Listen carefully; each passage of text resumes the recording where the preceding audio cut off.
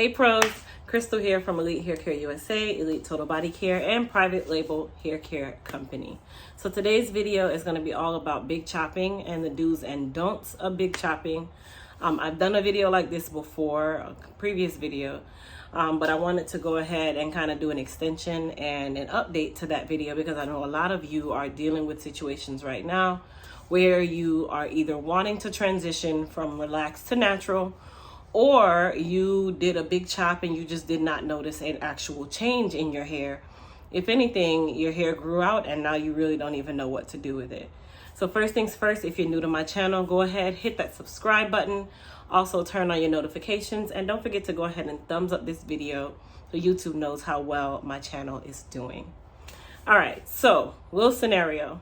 You wake up one day and decide that today is the day that you are going to do a big chop. You're tired of your hair looking the way it looks. You've watched some video on TV or YouTube. Your favorite celebrity decided that they were going to do a big chop and it motivated you to go ahead and do that. Were you ready for it? The only person would know is probably you, but at the same time, you already don't wear your hair, so you decided to do a big chop thinking that that was going to change life and make you wear your hair even more, which really isn't the case.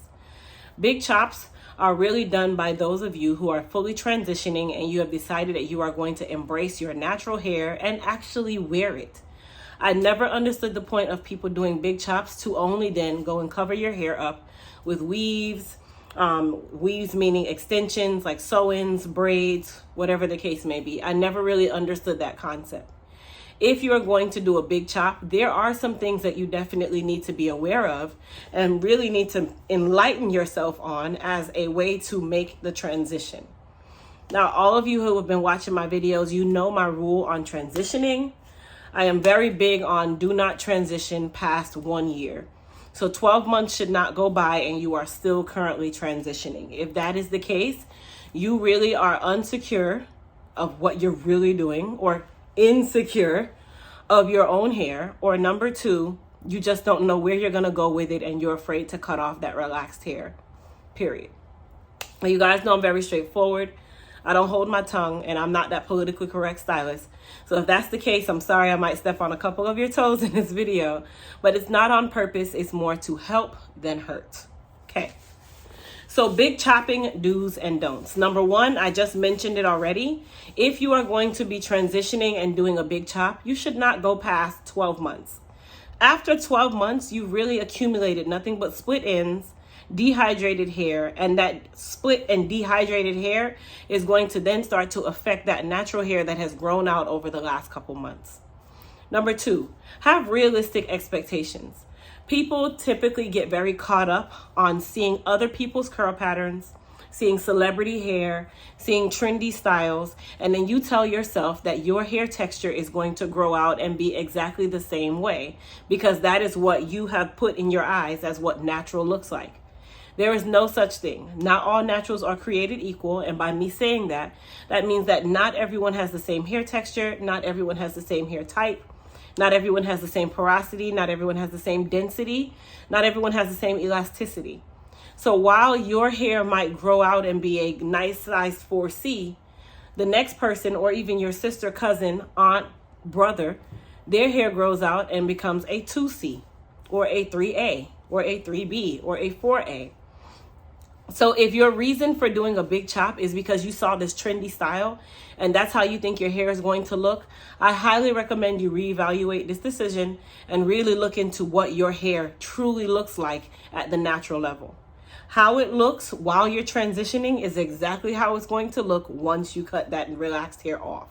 Okay? So once you do that big chop, the only thing that really typically happens at that point is, number one, the volume looks absolutely amazing. Number two, your curl pattern changes very, very slight. Like when I say very slight, the curl pattern that's already grown out is exactly what you have. And that is the way that it will grow. So you cutting off that relaxed hair is really just going to give that place of natural hair a stable foundation, a healthier foundation to grow out. But your curl pattern is not going to change. All right. Number three, do not big chop based on trend. Do not big chop based on a suggestion from a friend. Big chop because it's what you want to do. Big chop because it's going to be beneficial to you.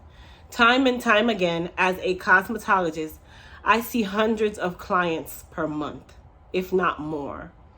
And out of that hundreds of clients, any of those people that are natural and they sit in my chair, their typical response is, I'm natural and I have no clue what to do to my hair.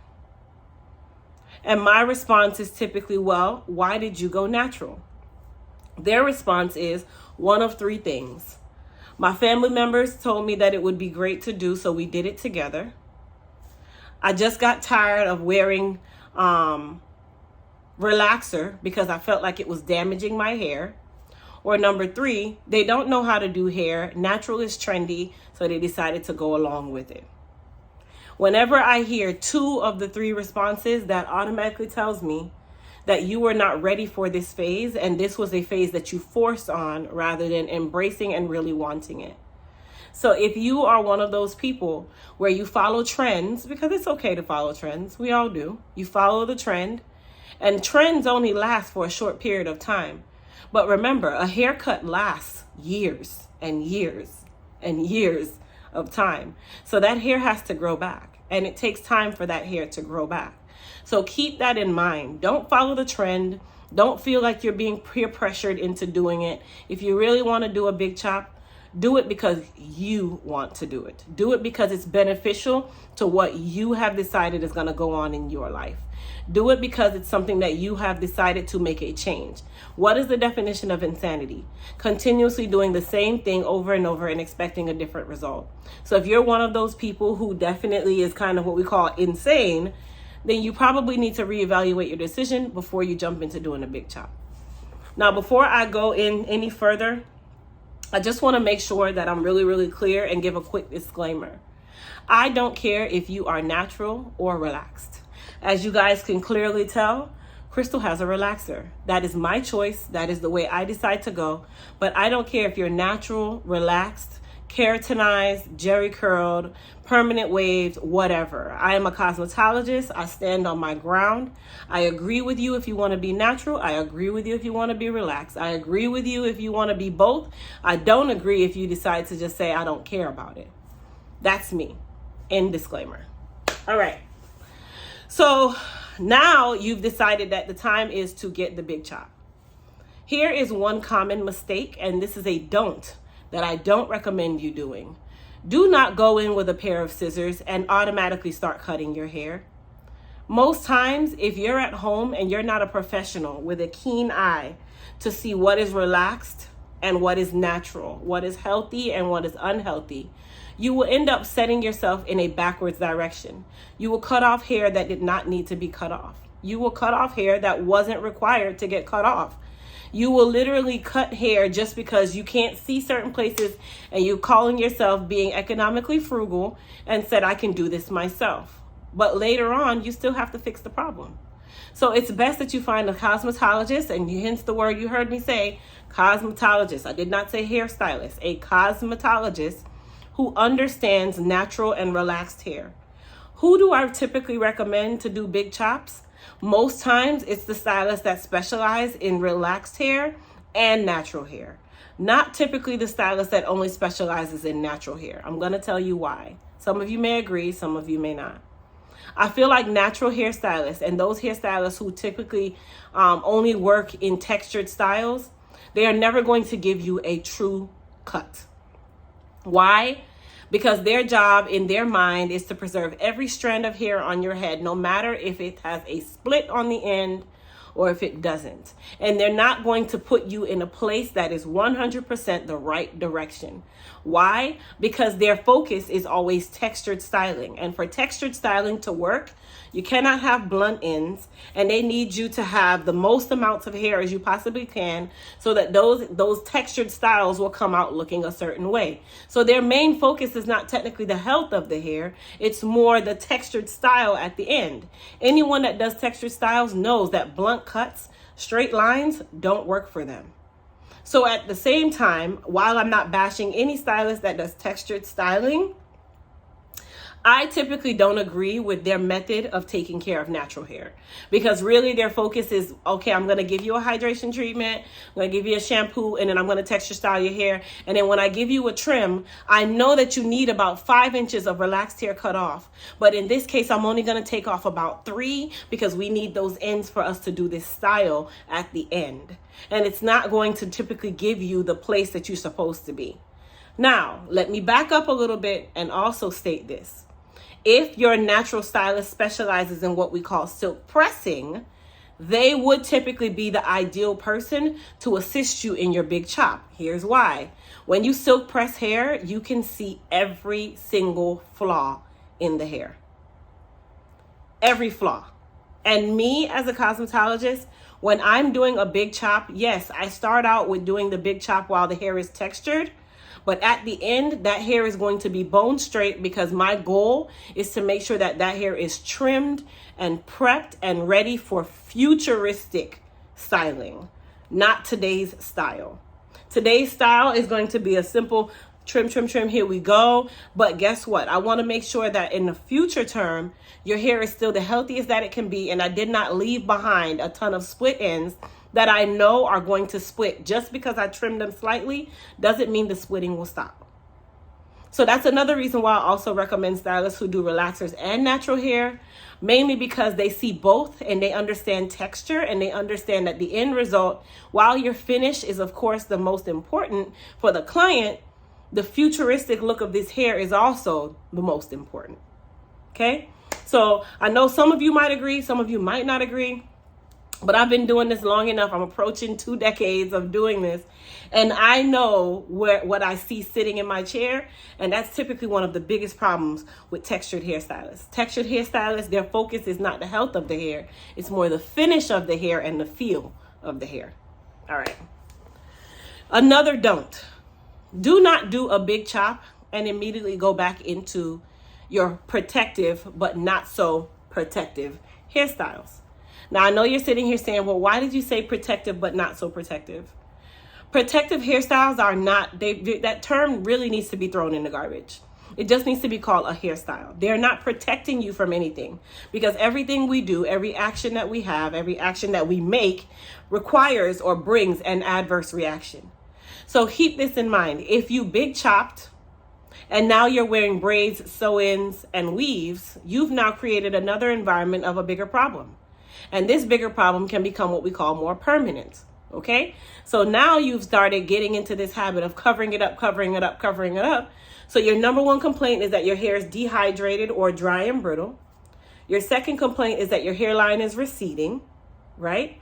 Your third complaint is that you feel like your hair is not growing, right? And then you start falling into these methods of not washing your hair for weeks at a time, because the world, TikTok, Instagram, Facebook, and YouTube told you don't wash your hair for 6-7 weeks because the hair grows better when it's dirty.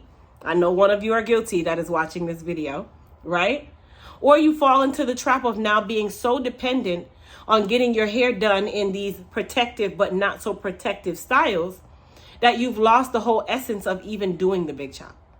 So if you're going to do this with a purpose, and do this because you are ready to embrace your hair. If you are not ready to embrace your hair, then I would not say to transition, and I would not say to big chop. I'm sorry. Okay? A lot of people don't want to give you the full gist of what you're getting into, but I'm a hairstylist and I'm going to do it. I'm a cosmetologist. I'm a hairstylist. I'm a trichologist, and I'm a lover of anything hair. So that is the reason why I said I was going to create this video, to make sure that we are all on the same page. All right. So let's talk about some do's. Do make sure that you are moisturizing your hair at least once every 10 to 14 days post-chop. Pre-chop, you still want to be making sure that you are doing the same sort of maintenance, but I would probably say you want to be even more aggressive pre-chop. Okay, so pre-chop, when I say you want to be more aggressive, the reason being is the hair is confused. You are in between relaxed and natural. That relaxed hair is no longer getting relaxer. You are no longer trimming it the way you should. And now the relaxed hair is splitting. Once a strand splits, it does not stop at the line of demarcation between the relaxed and the natural hair. No, it continues on, and it takes that natural hair that has grown out and that you're working to grow out. And it also splits that piece of the strand as well. So this is why I tell people transitioning should be done within a year. From there, you want to move into your post-chop. But during the pre-chop phase, you want to make sure that you are dealing with what we call hair repair more than anything else. And why I say hair repair is because you are preparing yourself or preparing your natural hair for that actual chop. That is the ultimate goal.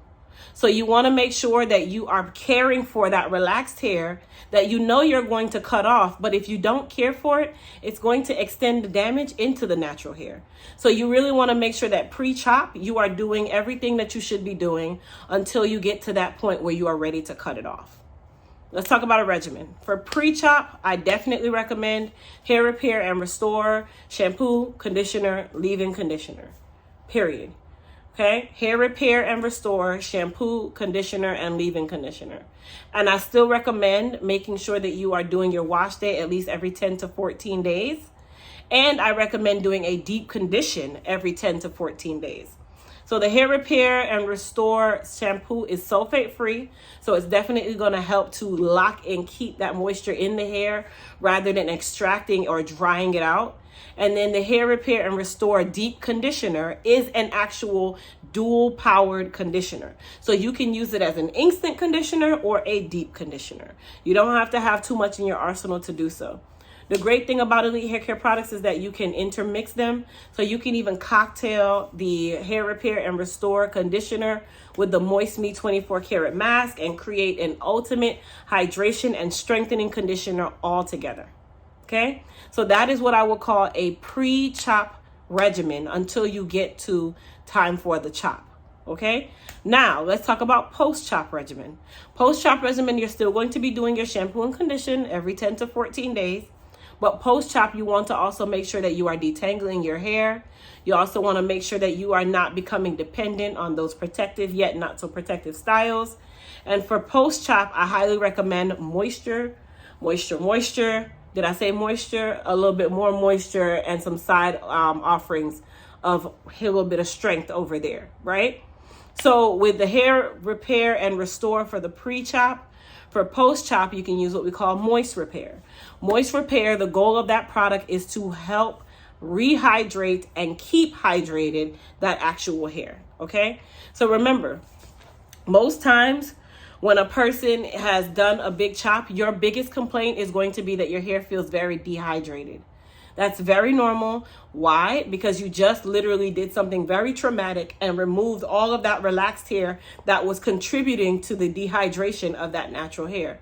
So now your goal is to start the moisture repair and infusing and instilling that moisture and really driving it in and understanding to listen to the hair and give the hair what it needs.